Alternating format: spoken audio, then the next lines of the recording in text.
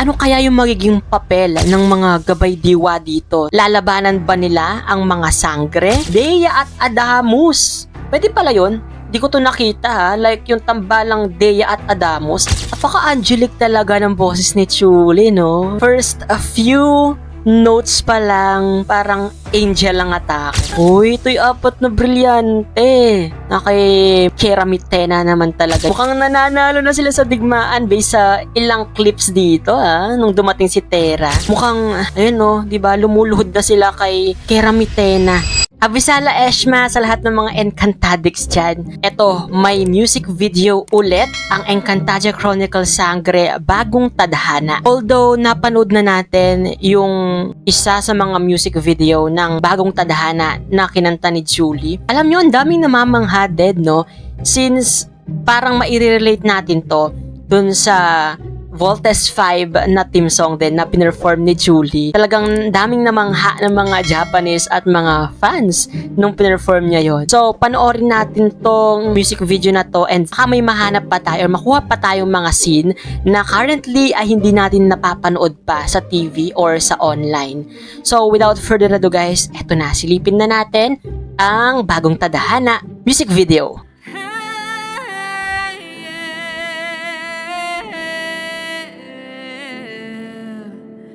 Napaka-angelic talaga ng boses ni Chuli, no? First, a few notes pa lang, parang angel ang atake. At the same time, enchant talaga, no?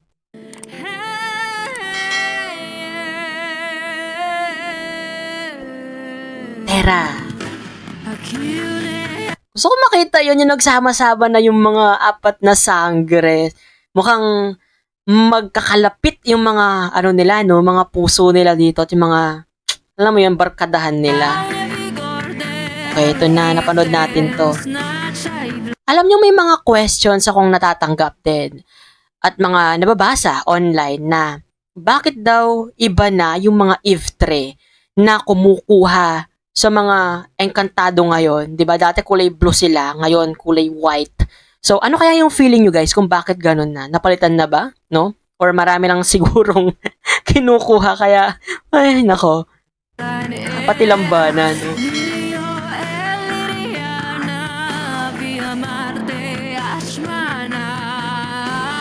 Uy, ito'y apat na brilyante. Na kay Madam, kay Kera Mitena naman talaga yung mga apat na brilyante. Napasa kamay niya na. Oh! Balikan natin yon. Uy! Yung mga gabay diwa. Mukhang, ayun no, di ba lumuluhod na sila kay Kera Mitena. Mukhang napasunod na rin yung mga gabay diwa, ha? Akala ko kapag gabay diwa ay sa bagay, no? Kung sino yung may hawak ng brilyante, sila or siya yung sinusunod talaga ng mga gabay diwa. Kahit nasapilit ang kinuha ni Mitena pero napasa kamay niya, no? Sino yung mga gabay diwang to? Sino yung mga gumagana? Parang hindi ako ganong familiar. Anaka, tao rin nung nose line.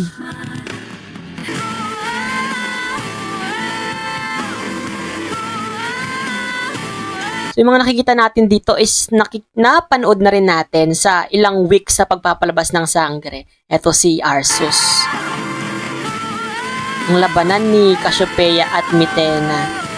Kailan kaya lalaban talaga si Cassiopeia dito, no? Kay Mitena. Parang gusto ko na talaga makita yung bardagulan nila.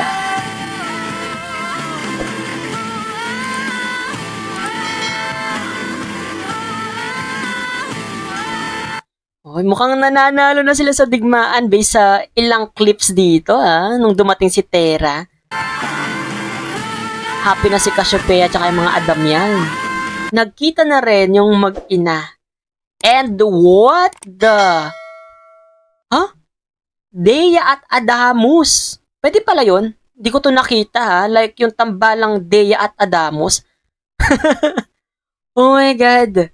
Hindi pa sila magpinsan? Ay, wait. Kasi may theory na baka isang Encantado itong si Dea. I think, based dito siguro hindi sila magpinsan since nagmamahalan sila. nasagot na yung ilan sa mga bumabagabag sa atin na theory kung may lahi bang engkanta or diwata si Dea dito. Ganda ni Amiha.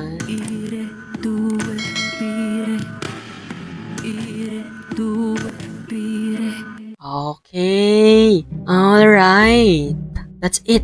So, isa sa mga highlight talaga nitong music video to, yung unexpected na tambalan, Deamus. Ano ba yung name nila? Dea at Adamus, no? Hindi ko to nakita na may, yung away nila dun sa unang pagkikita nila, di ba? Parang hindi kinitil ni Dea si Adamus dito since parang doon siguro nag-start yung spark nila sa isa't isa, no? Tapos mukhang magkakaanak agad sila, ha? Meron na silang pa holding hands. Fairness, ha? Unexpected to, pero ramdam mo na agad yung kilig na dala nila. Dapat din nating abangan yung kwento ni Adamus at ni Dea kung paano sila nagka-developan at paano nahulog ang mga puso nila sa isa't isa.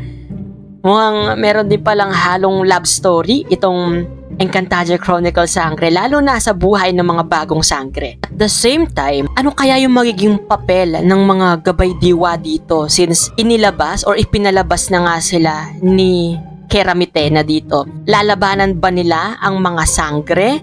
O baka naman magiging kakampi sila ng mga bagong sangre dito? Parang ang interesting no? Like kahit na napasa kamay ni Keramitena yung mga brilyante, pero yung parang pagsunod nila sa puso nila since sila, yung mga sign, yung, di ba? Yung mga simbolo, yung pumipili ng mga susunod na tagapangalaga nila is nasa katawan ng mga bagong sangre. Ano kaya yun, no?